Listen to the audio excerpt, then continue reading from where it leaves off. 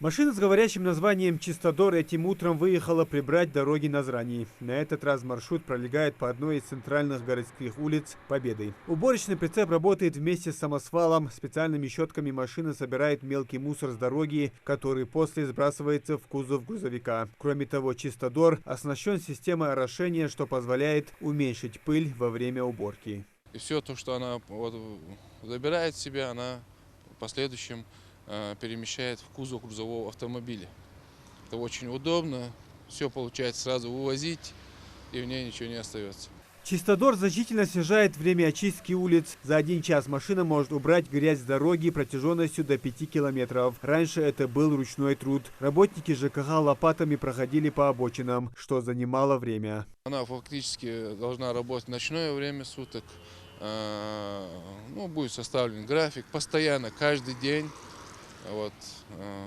Кроме зимы, зимнее время года, данная машина будет работать. Кроме «Чистодора», ЖКХ Назрани закупили еще несколько машин. 2 новых мусоровоза уже выехали на городские улицы. Также скоро должна поступить уборочная машина. «Вихрь» может очищать улицы от пыли, песка, щебня и листьев. Он выполняет полный комплекс работ от подметания и загрузки мусора в бункер до самосвальной выгрузки в местах утилизации. Все это должно помочь сделать улицы города чище. Еще в прошлом году такая техника привлекалась на территории города путем найма.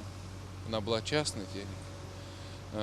В этом году мы решили сами приобрести такую технику для города, так как она очень эффективная. Но не всегда чистота улиц зависит от работы техники. Зачастую на это влияет и правильное отношение горожан. Работники администрации продолжают борьбу с теми, кто складывает мусор на центральные улицы Назрани. Чтобы призвать к разуму жителей, даже установили камеры видеонаблюдения.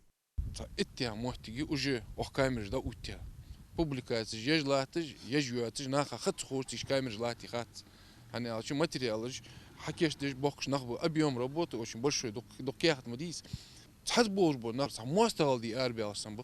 течение 1 часа машин шотзюхини прицеп печур машины из-за. Письмо материал, протокол, дали.